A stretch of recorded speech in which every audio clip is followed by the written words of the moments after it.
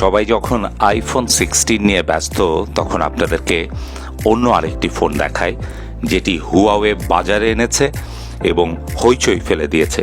Trifold অর্থাৎ 3 ভাজে ভাঁজ করা যায় এই ফোনটি।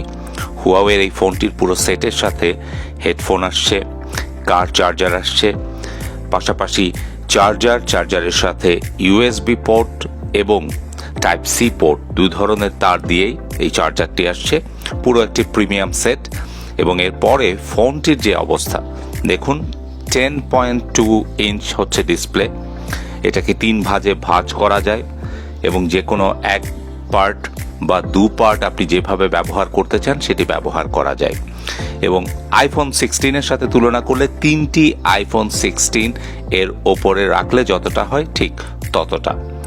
এবং 16 জিবি র্যাম রয়েছে তার। আপনি এটিকে ফোন হিসেবে এবং ট্যাব হিসেবে ব্যবহার করতে পারবেন। এই মুহূর্তে আইফোন 16-এর চাইতে অনেক বেশি আলোচনায় হুয়াওয়ের মেট এক্সটি আলটিমেট এই ফোনটি। হুয়াওয়ের এই ফোনটি নেবেন নাকি আইফোন 16 নেবেন?